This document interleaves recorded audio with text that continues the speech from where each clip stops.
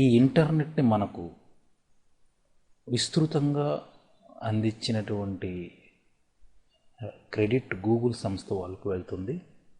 ఈ గూగుల్ సంస్థ వాళ్ళు ప్రధానంగా గూగుల్ సెర్చ్ ఇంజిన్ని మనకు అందించడంతో ప్రపంచవ్యాప్తంగా ఇంటర్నెట్లో ఉన్నటువంటి రకరకాల విషయ సమాహారాన్ని ప్రజలు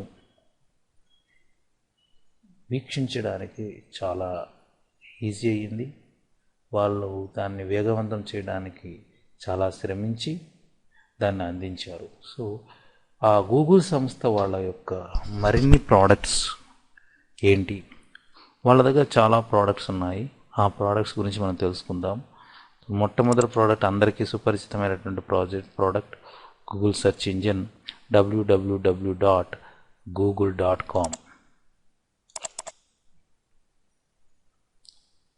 సో ఈ www.google.com అన్నది అది కేవలం అది వరల్డ్ వైజ్గా ఉపయోగించేటటువంటి సెర్చ్ యూఆర్ఎల్. బట్ ఇండియాలోని సెర్చ్కి సంబంధించిన వాటిని మీరు వీక్షించాలి అంటే www.google.co.in అనేటటువంటి సెర్చ్ బాక్స్ సెర్చ్ యూఆర్ఎల్ మనం మోర్ ఇండియాలో ఉండేటటువంటి వాటిని మనం సెర్చ్ చేయడానికి ఉపయోగపడతాయి.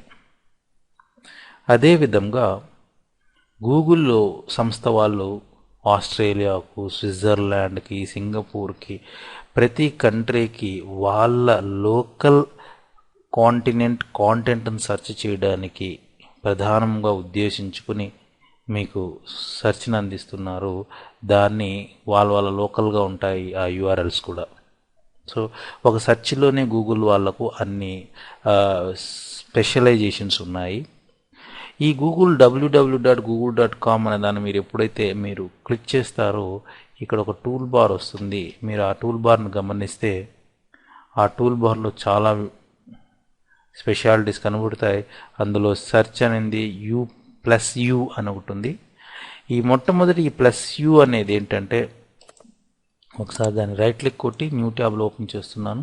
ఆ +U యొక్క ప్రత్యేకత ఏమిటి అంటే, మనం ప్రధానంగా ఇప్పుడు గూగుల్ ప్లస్ అనేది అందరికీ ఫేస్బుక్ తెలిసే ఉంటుంది. ఆ ఫేస్బుక్ లాంటి మరో అప్లికేషనే ఈ గూగుల్ ప్లస్ అనేది. దీన్ని గూగుల్ ప్లస్ అంటారు. ఫేస్బుక్ లాంటి మరో అప్లికేషన్ని గూగుల్ ప్లస్ అంటారు. ఇది గూగుల్ సంస్థ వాళ్ళది. ఇందులో చాలా అడ్వాంటేజెస్ ఉన్నాయి ఫేస్బుక్ కన్నా. బట్ ఇంకా ఇందులో విస్తృతంగా దీన్ని ఉపయోగించే వాళ్ళు ఇంకా మార్కెట్లో ఫేస్బుక్తో పోలిస్తే తక్కువే ఉన్నారు. But next biggest social relationship social నెట్వర్కింగ్కి సంబంధించినటువంటి మరో అప్లికేషన్ గూగుల్ ప్లస్ అవుతుంది అని మార్కెట్ ఊహాగానాలు చేస్తున్నాయి. ఆ తర్వాత ఇక్కడ సెర్చ్ అని ఉంది. అది మీకు అందరికీ తెలిసిందే. ఈ సెర్చ్ అనేది గూగుల్ సెర్చ్. సో ఆ తర్వాత మనం తెలుసుకోవాల్సినటువంటి మరో అంశము ఇమేజెస్. ఈ గూగుల్ ఇమేజెస్ అంటే ఏంటంటే, ప్రధానంగా మీకు ఇమేజ్ని సెర్చ్ చేయడానికి, మామూలుగా మీకు కాంటెంట్ సెర్చ్ చేసినప్పుడు, ఉదాహరణకు నేను ఇక్కడ డాగ్ అని టైప్ చేస్తున్నాను.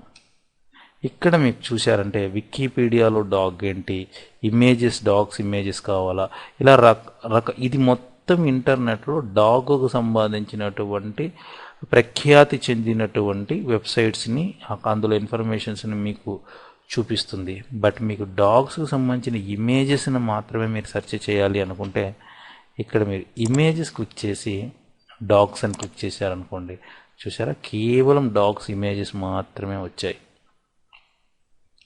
ఈ డాగ్ ఇమేజెస్ మనం మీకు కావాల్సిన ఇమేజ్ని మీరు ఓపెన్ చేసుకోవచ్చు, మీకు కావాల్సిన ఇమేజెస్ని మీరు చూసుకోవచ్చు.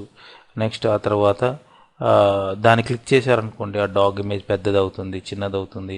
సో ఇప్పుడు సపోజ్ దీన్ని క్లిక్ చేశాను అనుకోండి, మీకు ఈ డాగ్ ఇమేజ్ ఎక్కడ అవైలబిలిటీ ఉందో అక్కడకు మిమ్మల్ని తీసుకువెళ్తుంది. రైట్. సో ఇది ఒకటి. సపోజ్ ఇందులోనే మీకు క్యాట్ అనుకోండి, మీరు క్యాట్కి సంబంధించిన విశేషాలు సంబంధించిన డిఫరెంట్ ఫొటోస్ చూడవచ్చు. అదేవిధంగా మీరు డైనోసారస్